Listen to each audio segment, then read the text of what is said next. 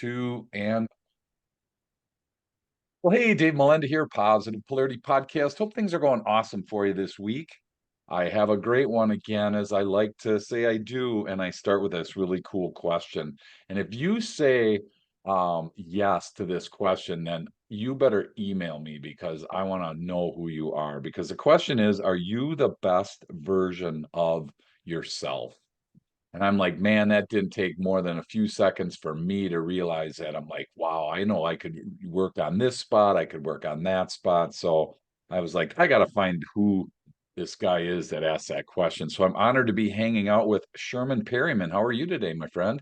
I'm doing amazing, Dave. How are you? I'm good. Hey, thanks for hanging out with us. You're the founder of this killer company called Militant Grind. So fill us in on what Militant Grind is. Militant Grind is a personal brand that I came up with after thinking about what can I honestly do to impact people to the best of my abilities. And I've been in the corporate world, on and off for the past 20 years. And one Okay, thing that I've noticed about myself is that my passion was always speaking out against injustices or society and, things of that nature, and also sure. personal development for myself. And with all of that I've accumulated, it was just like, well, if you enjoy doing this, you should create something out of it. And then boom, there was born Militant Grind. Well, I love that you were in corporate. So Mhm. we talk a lot about that. And so I want to start there. So you were in corporate America, so to speak. What were you doing in what was some of the things that you were doing there before you started your own brand? Well, I started in the mortgage industry, real Okay. estate, finance, stuff like that. Okay. And also as a loan originator, no, a loan processor. Okay. So my big, like, and I've also done like flip cars, done things like that. Sure. But Okay. I feel like the start of it was when I was working for Wells Fargo, and I got laid off, and I had my first child. I had a daughter. She was only several months old. And Wow. so I kind of was just like, I'm tired of being controlled by corporate America. I'm tired of Yeah. not having any opportunities. So I had to create opportunity for myself. And Sure. so I was living off of unemployment. And then with that, I was I was just building my own tax business. And so Okay. after that, I was just kind of like, I was thriving, but I put so much focus and energy into marketing, on social media, marketing to people, things like that. And then I also had to think about what my circle of influence of people want at this time and what's attainable for them. Sure. Being 27, people aren't buying homes, but people want money back on their taxes. And so I Yeah. created my own tax business. Wow, that's pretty cool. So I have a Mhm. question for you. So you said that, that layoff kind of was the, impetus for you to start looking at, some things on your own. Do you think if Right. you wouldn't have gotten laid off, was it still kind of in your heart, or was that just like a huge wake up call for you? Um, it definitely was always in my heart. I was still working, like, hustling on the side while I was working at Wells Fargo. Sure, sure. So it was always there. But then I thought about it. I was like, if I'm giving these people 40 hours, 40 plus hours, as a matter of fact, of my Yeah, dedicated time to working on their business, I have yeah, to do that for myself. Why can't I sit down and give myself 40 hours of time a week plus? And so I feel like one of the biggest mistakes when it comes to business owners is that they don't really time block and put in the time to actually like hone in on their craft. You have to have discipline, you have to put in hours, you have to put in overtime. But the only thing about being an entrepreneur is that you could put in all of this time and make no money. So if you lack the faith, what I'm sure. saying, like Yep, you're not yep. gonna get anywhere. Yeah. Wow. Well, I think you bring up a great point, Sherman, in that, like some people do a side hustle for a long time. Mhm, And so for people listening, that are thinking, how do I get out of corporate America and how do I get into owning my own business? We get that a lot. And mhm, so I don't think there's a right or wrong way to do it. Some people quit tomorrow and then the next day they start a new company. Some people, like you said, do a side hustle for a while. right. Um, Was your side hustle like your passion and you were trying to find a way to turn that passion into, a full-time gig for you? Or fill us in on that side hustle if you can. I wouldn't say it was a passion. I mean, like, I feel like what I love doing was doing something that could actually like help people in some kind of way. Like when you figure out a way to, help people out and give them more money back on their taxes and things like that, and they Sure, love you for it, that's like a sure. very rewarding feeling. Because I was in, being in sales. I'm not sure your background. What background you have? Sales. Yeah, sales, absolutely. Yeah, so as you Sales know, through and I was through. in sales, but when you're Yeah, in sales, sometimes they try to teach you to sell something that people don't necessarily need or want. right? And Yep. so it's like, get them, do this, say this, do these things. And Yeah, I'm just sitting there. I was always like, if these people don't want it, I'm wasting my yeah, time. And right. so figuring out a business where people wanted it and you were good at it, it just makes it a hell of a lot easier. So it's Sure. like, who doesn't want money back on their taxes every single year? Yep, No brainer. So, right. so yeah, I mean, I still Absolutely. do it till I actually just finished a tax return before I got on this interview. But yeah, it's still something I do till this day. Well, I tell you, somebody came up with the brilliant idea that a rock in my backyard, I could call it a pet rock and sell it for 29 bucks. And, all of a sudden people are buying pet rocks, right? Or Right. chia rocks. I mean, man, the stuff that you don't need, but yet they do. It's crazy. So Yeah, your it's just side how they hustle. package it up and sell it. Yeah, absolutely. So your side hustle wasn't necessarily your passion, and then this layoff happens for you, Hmm. and you have a daughter, so you have a family, so there's other people involved other than just yourself. Right. Um, how did it get over into, the personal development side? Because that's kind of a big jump, and maybe it's just my blind spot, but that seems like a big jump, and I'm just curious how you landed there. Well, while I was doing taxes, due to the some of the content that I put out on Facebook, people saw how I thought. I'm kind of like I would say a thought leader in my Okay, community. People will be sure, like, wow, I like how he thinks. I like the way he deciphers information. And so I would have people come and meet me in my office. They say, no, I want to meet in person. And one of the reasons they want to meet in person is so they could talk to me about several different topics that have nothing to do with taxes that was on their mind. And so I'm sure, sitting here, so what do you think? I'm like, this has nothing to do with it, but I mean, I'll advise you, but then it's like this guy's a trusted source, et cetera. And then I was just like, then also going through life and talking to people, and they're like, man, I remember when you told me this, and then I started this, and it changed my life, or you told me this, and it changed. And I'm just like, what? And I was like, wow, wow, that, like, what better way to give back to the world or impact people by just like really caring about them and giving them the advice that they need. And sure, so sure, with that, I was like, why not? Because I'm sure as positive polarity, um, we often think like, what can we do that we're passionate about that will wake us up every day, that'll yep, make us feel fulfilled? It's easy to say because I had a lot of licenses, life insurance, real estate, sure, taxes, notary, yep, all of that, right? Just me being in sales. But then it's just like the only fulfilling part of that was the ability to make money. mm, That's it. Like that's the only thing. It's like, going out, attack, boom, okay, got some dollars coming back in. But it's like that really didn't fulfill me sure, like that. I liked it because I could bring out my aggressive nature, but then it just really wasn't like I mean, I love sales. I would love to sell things that people actually like want that I'm talented at, sure, things like that. I still yep. love it, but then it's more so like I want to be impactful at the same time. Yeah, yeah, wow.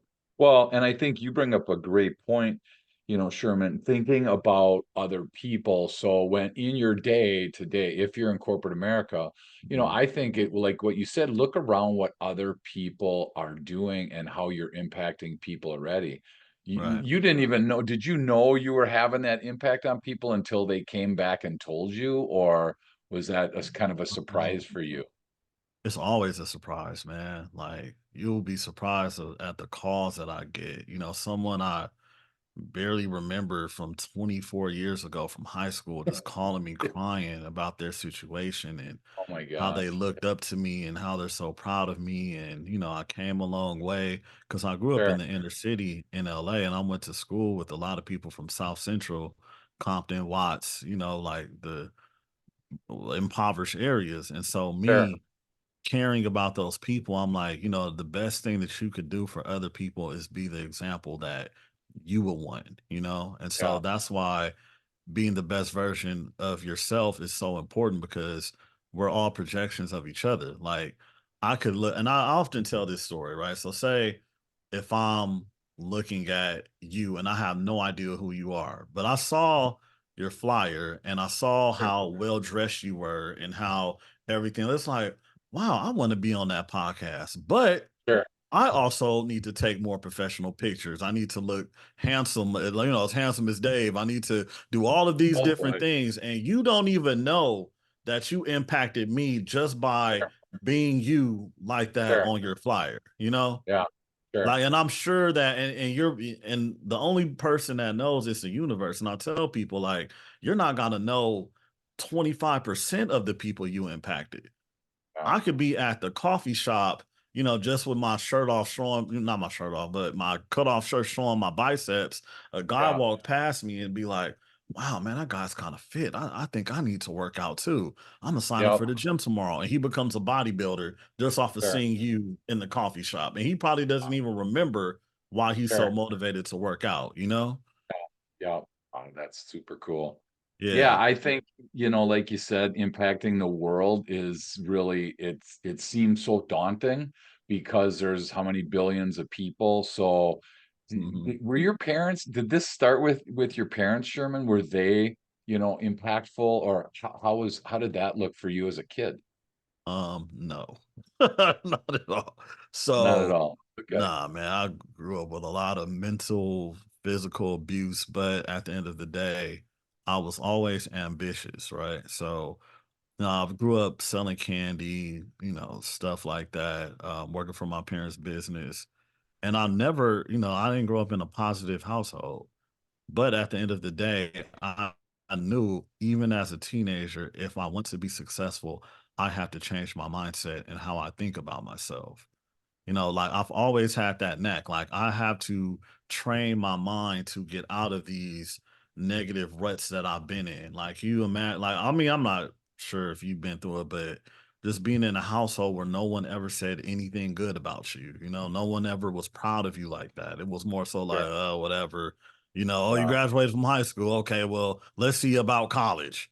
It Yeah. was never, oh, college. Okay, well, now let's see about this. It wasn't like, we're proud of you at the moment for Sure. what you've accomplished. So I Sure. had to get really into personal development and self-help, and I like ingrain myself in it. And it's kind of like, okay, that's what I did, but I also have siblings that didn't do what I've done. You know what I'm saying? And Yeah. it affected people, it affects people in different ways, but Sure. you just have to do the work, at the Yeah. end of the day. Well, and that's crazy because, like, I'm in a similar scenario as you, where my parents they didn't tell me that they were proud of me, but they sure told a bunch of other people. And Hmm. I don't find those things out until after they were passed away. And then people were like, your dad loved you, your mom loved you. I'm like, wow. Why was it hard for them to share that? I mean, are you kind of looking now at your family and trying to do it different than your parents did Oh for yeah, how that is? every single day, every single day, I'll take pride in walking my children to school. Sure. Before they go inside of the gate, I kiss both of them on their forehead. I tell them that they're smart, they're geniuses, and I tell them that I love them every day because I know that, not even just taking me outside of it. I just know how it affects women and men. Men are like, egotistical, so they're not gonna say that it affected them like that. But like, say I have a sister that Yeah, tells me like, man, I wish daddy would have been more affectionate or been more like sure. this. I see how it impacted her. And I was like, whoa, hold on. I guess I got to do that with my kids, you know? So it's like, if you could see how, because, it makes sense for people like us to not show that to our children because Sure. we just didn't see it. But then when you tend to see like how it really affects people, you get over yourself and you're like, man, hell no. Like, I Yeah. have to do this, And I had an interesting conversation with my uncle the other day because we talked about this. And one thing that I said was that, it's kind of brash, but militant grind, Yeah. whatever. So it's like, in order for, I mean, I said this. I'm gonna say it straight up.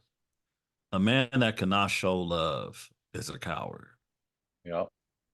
because love is the most powerful emotion and entity in the universe. As we know, everything is made of love, love, love. Like, you might think that this dog is being mean, but the dog is being mean for the love of itself and its children, to survive. You know what I'm saying? It's Sure. like it's in Yeah. so many different things. And I just feel like if you don't show it or you don't express it, what are you afraid of? Why aren't Yeah. you expressing one of the most powerful emotions in the world? Like, if it wasn't for love, we wouldn't even Yeah. be here. Right. Yeah. Well, and love isn't a word, let's be real, Sherman. Love's not a word we use in business, right? I mean, other than Right. maybe I love pizza or whatever, but to really think about, do I love my job? Do I love my company? Do I love my customers? Do I love my team? Those are really kind of that's like almost kind of crosses a line Mhm. because, we don't think in those terms, especially like you said, guys don't think that way either. And we have a saying around our house, my wife and I, and we're like, do you want to be right or do you want to be loved? Because you can't have it both ways something a lot of times. And so it's like, man, I don't want to be right. I want to be loved.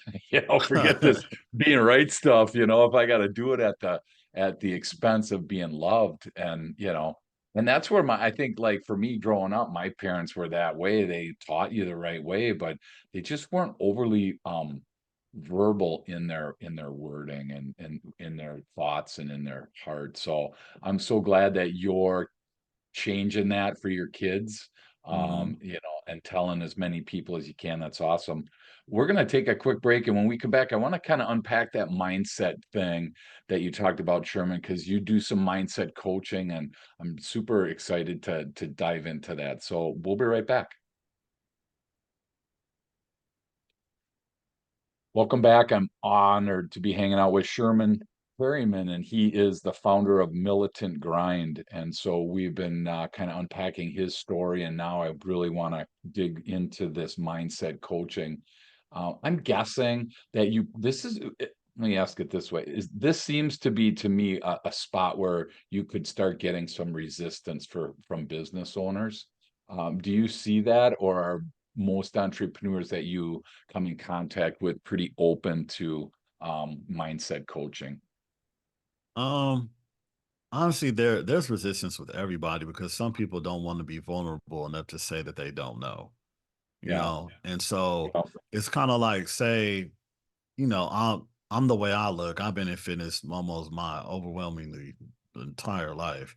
And then Sure. I give someone advice and they tell me, "Oh, well, I'm doing this." When I'm like, "You've never been fit. So why aren't you Sure. talking to somebody that's fit that could give Yeah. you the information that you need?"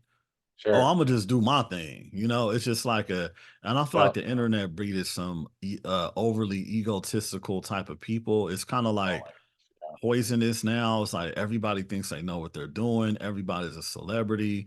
Nobody makes mistakes. yep. Everybody's rich and wealthy. It's just like it's crazy. And I'm looking, I'm like, wow, like no one really thinks that they need help. Or I Yeah. might just be in the wrong crowd. You know what I mean? But for Sure. someone like Yeah. me, I was always the one that was like, I would pay somebody for a consultation because I found out that, a little bit of information could change your life. Someone giving you one suggestion, you could take that and run with it. If you Yeah. wasted a whole hour of your time, if that person gives you, hey, well, you might want to check out this website, such and such.com, it helps you with this. And you go to it, you're like, what? Wow, now my business is booming. So Yeah. I've always Sure. been one to be like, for myself, but then I've also noticed that some people that aren't really high functioning aren't going to see the value of knowledge and Sure, wisdom. It's like in my realm, I have to be around high functioning people that know the value of knowing, sure. or getting coached and things like that. Because, Yeah, if you're not successful, you're not really going to see any value in it. yeah. And that's Well, what like I'm you said, learning. though. Yeah. Well, but I think like you use that word vulnerability, and that's like not a fun word for a lot of entrepreneurs, a lot of Hmm. business owners, right? That's not like, oh my gosh, I can't wait to get to work today, Sherman, because I'm going to be so vulnerable with my group. We're my dad, I don't know about your dad, but my dad said, Dave, play your cards as close to your chest as you possibly can. Hmm. Never let them see you sweat, that kind of stuff. And it was just like and then all of a sudden when you sweat and people see you sweat and then they're okay with it and you don't melt. I mean, all of a sudden it's like, why did I live this way? Do you find that a lot of people that you work with, vulnerability at the beginning is kind of hard for them? Yeah, but I could also sense where they're not being vulnerable. Like usually, because when being in sales, my cousin was in sales, and he also told me that being in sales for so long, you kind of like know how people think, how Sure, stories are supposed to be told. You could be sure. like, nah, that doesn't match up because you talk to so many people, throughout Yep, life. Like you'll be yep, like, that's not how did this happen? Oh, you're lying. yeah, Oh, yeah, okay. So I just like cut the bullshit. Like, come on, man. Stop acting like a victim. What did you really do? What can sure. you do? You're not performing. You're not doing this. And for Yeah, every action that you're not doing, there's gonna be a reaction for that. yeah, So a lot of times it's just like cutting through the bullshit, because a lot of yeah, people don't want to be brutally honest with themselves and their current, condition. yeah, And that's what I'm seeing a lot. It's like, sure. man, sometimes you have to be the bigger person. Sometimes you have to take the higher road, Yeah. and Well, I'm let's be seeing that real. If more and if more. I'm vulnerable, yeah, if I'm vulnerable with you though, Sherman, I got to do something with that, right? Hmm. I mean, if all of a sudden I say something, if I don't trust you, what are you going to do with it? What are you going to do with it? If I tell you X, whatever X is, I mean, there is like that. There are people that are naturally skeptical. They're Right. naturally protective, right, of everything, and neither one's good or bad. I'm just curious on that part because I'm sure there's a lot of people listening right now that vulnerability is hard for them and they're like, "Hey, can we skip that step? Can we go around it? Can we come back to it?" I mean, I feel like it's almost like the first step in a 12-step program, admitting that you have an issue, whatever that issue is. And I Right. mean, do you spend a lot of time on that vulnerability with people to get to ground zero, or what does that Yeah. look like when you're You, coaching? I feel like you always have to get the root of these issues. And when you're probing, you just, have to know how to probe questions depending on the situation and the Yeah, scenario that people are talking about, because it's like everyone's going to be different. There's like I remember I was on one podcast, they were like, well, what do you do for this? It's like, bro, everybody has a different story. sure. Everybody Yeah, has a different situation. I do not yeah. have a plan really. It's like Yeah, you kind of, yeah, some yeah, guys are going through divorce. Some people have this yeah, issue, that issue. You know what I yeah, mean? It's like, yeah, you just have to know how to get to the root of these situations and then get people sure, to believe that they can handle, whatever that they're going through when it comes to their sure, self-belief, and yeah, call them out, like I feel like that's the most important thing because a lot of people are just going to tell you the surface, yeah, and it's up to you to dig deep and ask those questions to really get like how they think because for me I'm a very understanding person, but I have to play the scenario in my mind. And then sometimes if you tell me something, I'm like, there's no way that this leads to this. So you're leaving something out.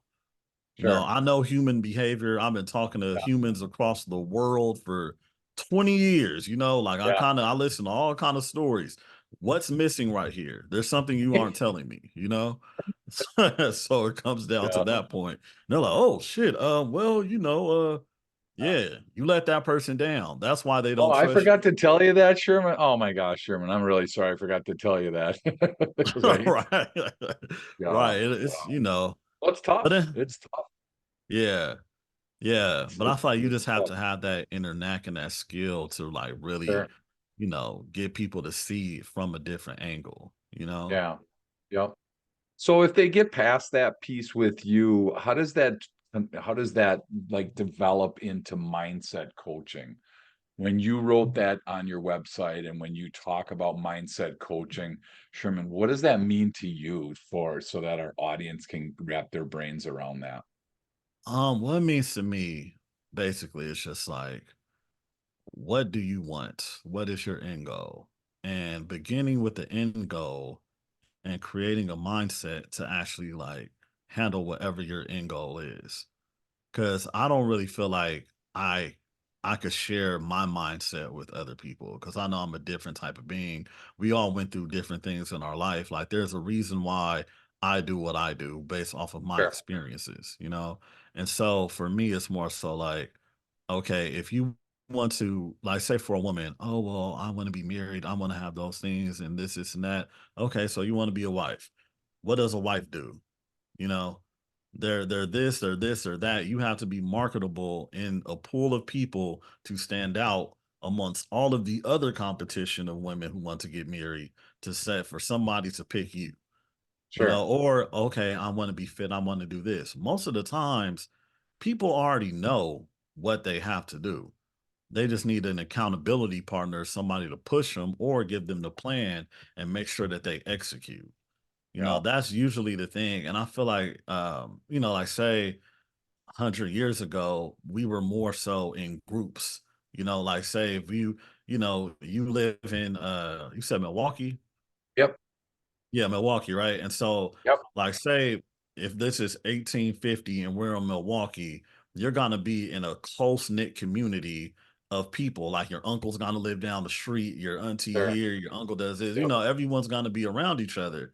Right. And with that, somebody's gonna be the leader. Other people are gonna be accountable for you. Your uncle's gonna come by, hey, wake up, what are you doing? And it's like but now it's like Right. we're all on our own and we don't have anybody to really be accountable for us. And I feel like Sure. that's where the disconnect is coming in at. Like I live an hour and a half away from my parents, and my sister lives 2 hours away. My other sister in Sacramento, 8 hours away. Like it wasn't even like that during your time. Forget Sure. 1850. Like Yeah. your grandmother lived how far away from you? Right. Yeah. Like Across 10 the minutes? street. Yep. Right. Yeah. Right. Like grandma Right. lives down the Sometimes in street. the same house, right? Exactly. Right. Right. Yep. Nowadays, it's like it's totally different. But I feel like, close knit families or just close knit communities and things like Yeah. that is what helped humanity throughout the years. And now I feel like it's just broken. And I kind of feel like Militant Grind is kind of like that, where it's a family of people. I feel like that is from what I saw in preparing for today's Sherman, it sure looked like there was a pretty tight-knit group of people. Is that it? I guess if somebody's not that way naturally, if their personality is more quiet, standoffish type of, person, neither one's right or wrong. I'm just curious if do they still people you still see people fitting in if they're kind of that way, or is there a certain kind of like you got to be carved out a certain way in order to fit into that group? No, not really. Because I'm kind of like quiet and reserved. I have that. Okay, I'm an introvert, really. I did the Meyer Briggs. I'm an INFJ, which is one of the rarest personality types. But like, say for me, if I go somewhere and it's just not my vibe, I'm not gonna talk. Like I have uh, to basically have extroverts as friends that could give me the connections that I need because I'm not an extrovert like that. sure, So I sure, have to make sure I keep extroverts close because I need them to be my eyes and ears because they like to network. They like to go to events and talk to people. I don't like to do that. sure, So I could gotcha. understand that. So with that being said, the way I operate might be a little too much, but I look at it like this. If I'm showing you value, if I'm showing you all of these things, no matter who you are, you should be able to join and not just like base it off of my word because I try to sell like basically if I'm a hard sell. So I think about how can I sell to myself if I was looking from the outside looking in. So I'm like, Sure. if I'm looking to buy, the same with you. Like I already know you check my LinkedIn, you're Yep. thorough, but it's like Yeah. you're in sales. So you already know you have to really check what people are about Sure. and figure it Yep. out. But if it came to a point where it was like Sherman's not on LinkedIn, I Google his name, nothing comes up. He doesn't Yeah. have a website that's working. Right. Yep. You'll probably be like, "Do I really want to interview this guy?" Yeah. Yep. Yeah. No, you're 100% right. Right. But that's the branding that you guys talk a lot about, and so Mhm. that's a whole different discussion. I'm just curious, like, so this mindset you said is like an end goal. So, Yeah. if somebody's listening right now and Mhm. they say, my end goal for my company is to make a bunch of money, it's not right or wrong, good or bad, right? How does the mindset, let's just, if we could work off of that for a couple minutes before we land the plane today, how would that work? I mean, if I came to you and said, hey, Sherman, I want to make a bunch of money in this company and I want you to help me, do that, or I want to help, I need my mindset, I need some coaching around that. How does that look like from your perspective? It looks like me figuring out what aren't you doing first. So Okay. what aren't you doing every day to actually make that type of money? Because there has to be something that you're not doing depending on the business type that it is. Sure. Like Okay. so say, okay, so let's just give an example, right? A lot of people want to get into real estate and have their real estate license, especially in California. I have my real estate license comes a dime a dozen, right? And then there's people that see the glory of it and they're like, I want to get into real estate because I want to make a lot of money. Okay, Yeah. cool. So you want to make a lot of money in real estate. All right. Um, do you want to go around the neighborhood and knock on doors and talk to strangers? Do you want Nope. to cold call, Nope. 100 calls a day? Right. Do you Yep. want to, host open house and meet people and follow up with people? Do you want to drive around and show people property every single week? Right. That's how you're going to make money in real estate. Sure. Yep. That's what the high performing earners do. And I have, Sure. a close friend. I said, bro, high performing, but he does all of these tasks. And that's Sure. why he's successful. And the other Sure. people that just look at the glory are not. So Yeah. it's easy to like figure out, oh, I'm not making, well, there's something that you're not doing. Yeah. Wow. Well, and I think that is, so your mindset, then you start looking at your behaviors as to Mhm. leading you to that end goal. So you kind of are working your way backwards. You start with the end in Yeah. mind, and then you work your way backwards to see where people are off on that.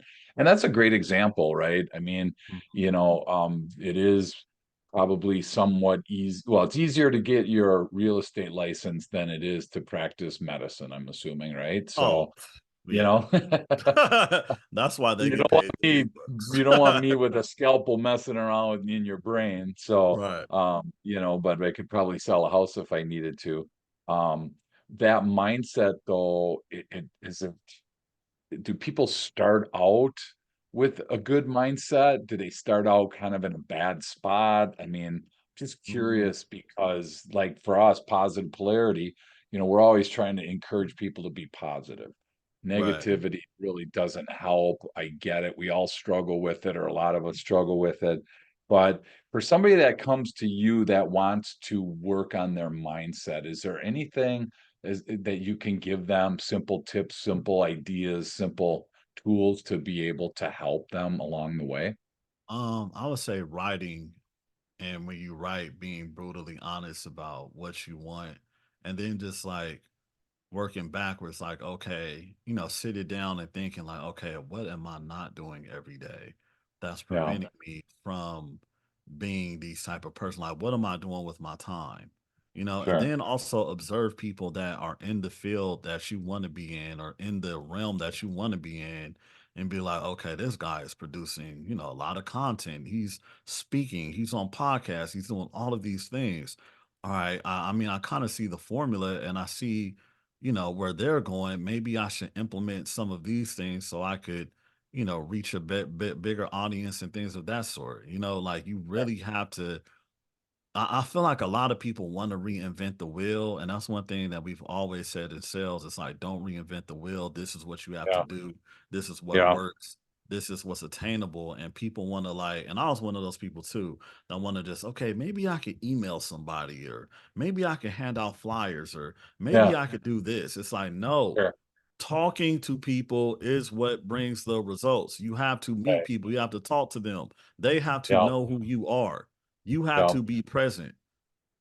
If it was Militant Grind without a face, nobody would care. Like, who is Yeah. this guy? Who are you? And I told one of my clients yesterday, he was like, man, I tried out my business, but it just didn't work out. And I'm like, I was watching your Instagram. I don't even know who you are. You just show pictures of your brand in a shirt. I told you exactly what to do.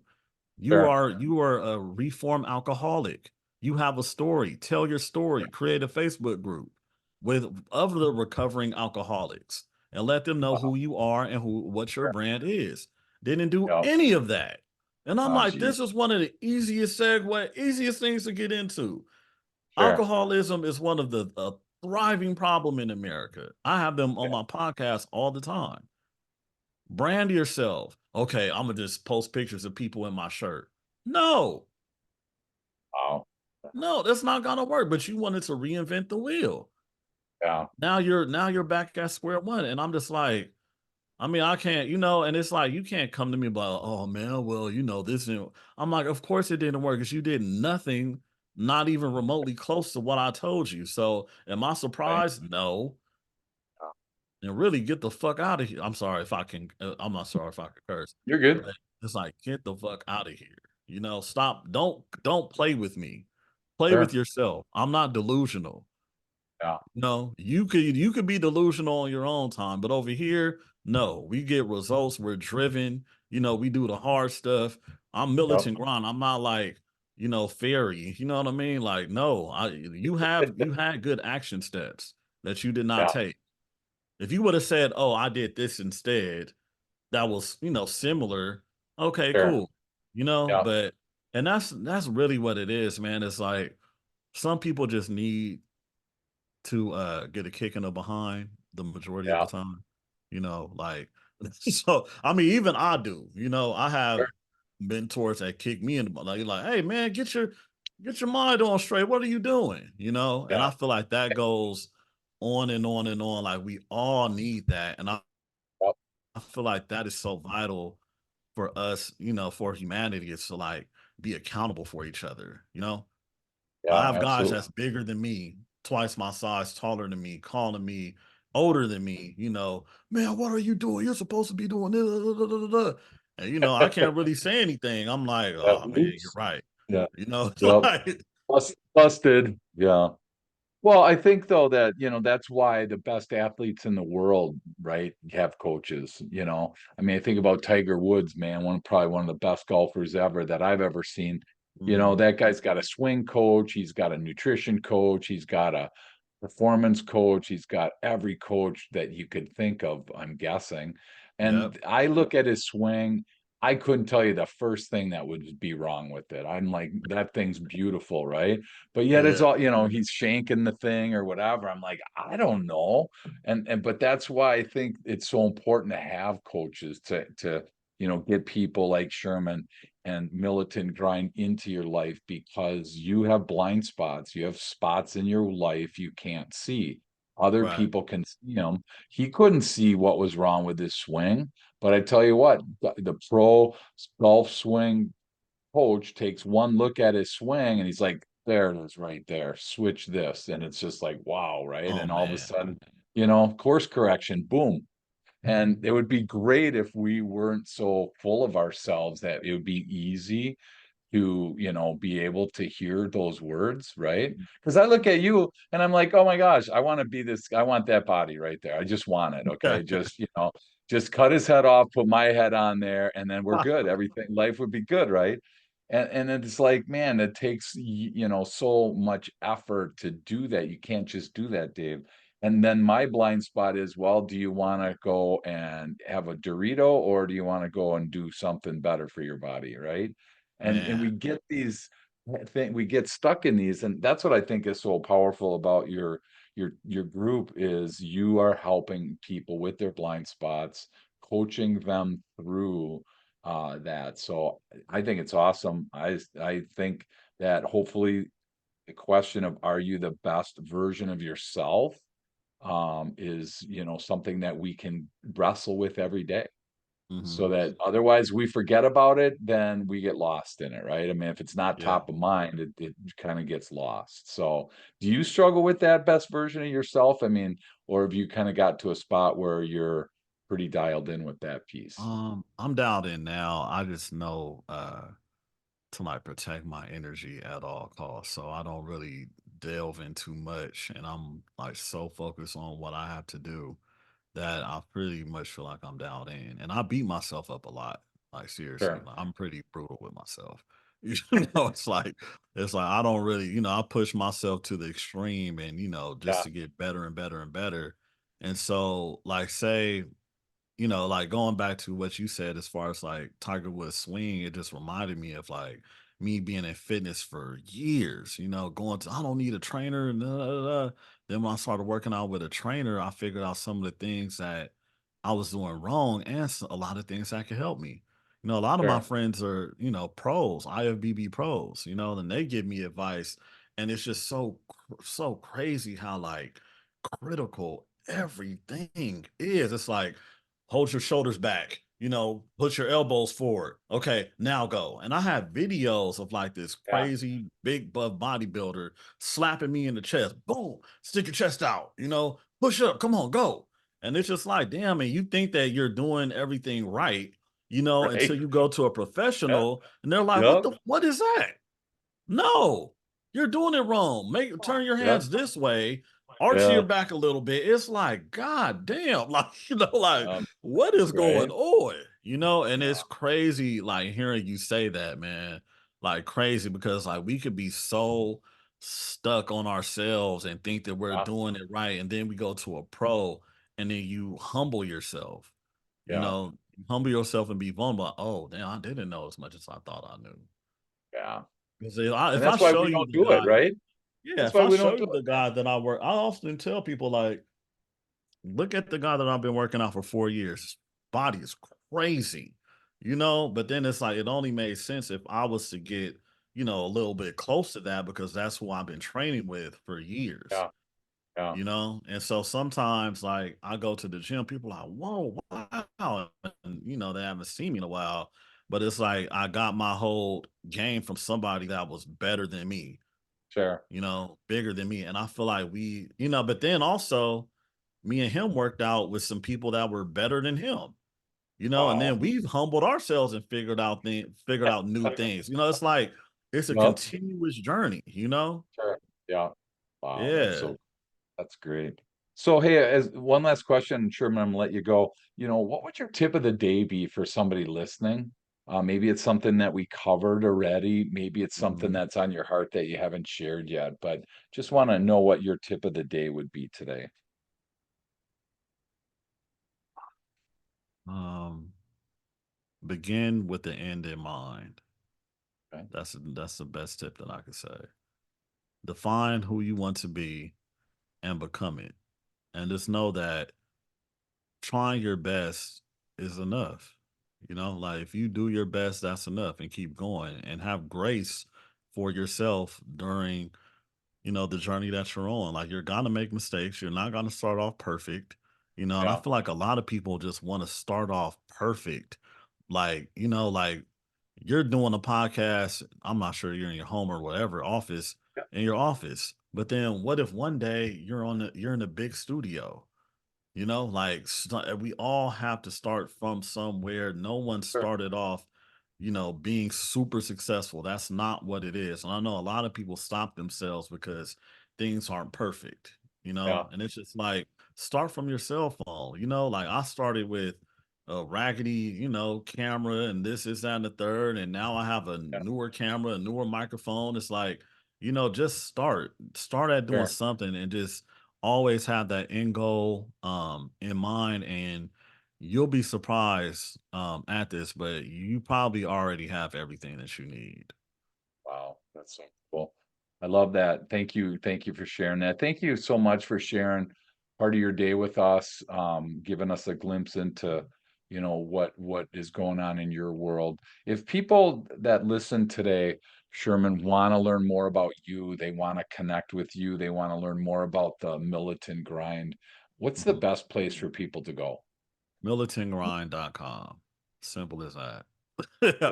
Thank God I found the web, the .com though. But yeah, just militantgrind.com has everything, you know.